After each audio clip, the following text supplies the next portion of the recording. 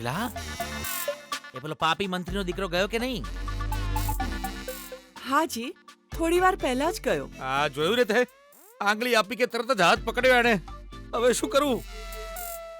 જુઓ, તમે વિજયને પાપી કહો છો અને તમે જ એને આ ઘરમાં લઈને આવ્યા છો. જો કાલે કોઈ સમસ્યા ઊભી થઈ ને તો મને અને ગીતાને દોષ ના આ દેતા. નહીં આપું હવે.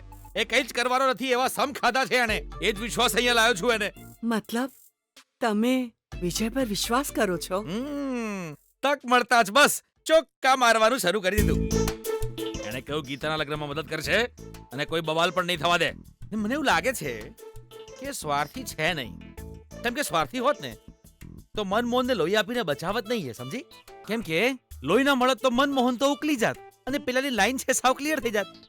મને લાગે છે કે એનામાં થોડા સારા ગુણો હોઈ શકે. ગીતા ક્યાં છે? એ કપડાં સુકવવા ટેરેસ પર ગઈ છે. ટેરેસ પર ગઈ?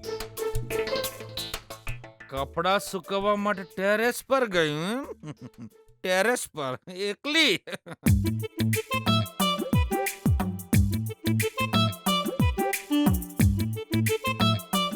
તમે શું જોઈ રહ્યા છો જી? કઈ નહીં સુશીલા, પેલો મંત્રીનો દીકરો કાગડો બનીને ગીતાને ઉપાડી ગયો તો ટેરેસ પરથી. જી, તમને એના પર વિશ્વાસ છે એવું તમે હમણાં જ કહ્યું અને હવે શંકા પણ કરો છો.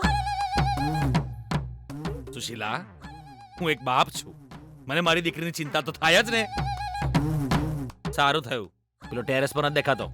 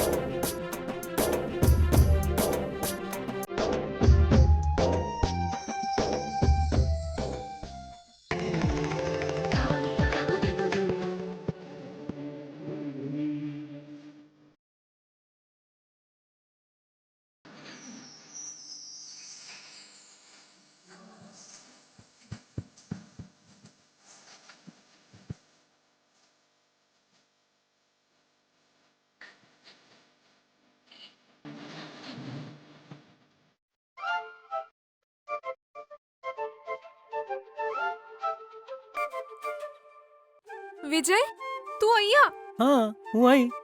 હું શું કરું ગીતા? મારા ઘરના ટેરેસ પરથી તને જોવાનું વિચાર્યું, પણ તારા પપ્પા બારીમાંથી મારા ઘરના ટેરેસને જુએ છે, એટલે હું સીધો જ તારા ટેરેસ પર આવી ગયો. વિજય, આ રીતે ચીપકીશ નહીં પ્લીઝ. મેં પપ્પાને વચન આપ્યું છે અને હું એ વચન તોડવા નથી માંગતી. આમ પણ 10 દિવસમાં મારા લગ્ન મનમોહન સાથે થઈ જશે, એટલે બીજા કોઈની પત્નીને આવી રીતે ચીપકવું ખોટું છે ને વિજય? મને આ બધું નથી પસંદ.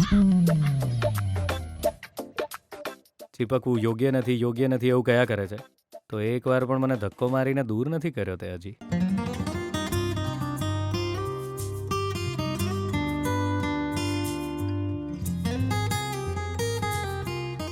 એટલે કે જો જીવનભર મારી સાથે તું ખુશ રહી શકે છે ગીતા, તો પછી ખાલી ખાલી આ મનમોહન સાથે લગ્નની વાતો કેમ કરે છે? વિજય, તું તારી રીતે ગમે તે ના વિચાર્યા કર. તને મારા પપ્પાની જીદ, ગુસ્સો એ બધું ખબર જ છે ને? મારા લગ્નમાં હવે ખાલી 10 દિવસ બાકી છે. હા ગીતા, અને 10 દિવસમાં તારા લગ્ન થઈ જ જશે, પણ મનમોહન સાથે નહીં, મારી સાથે.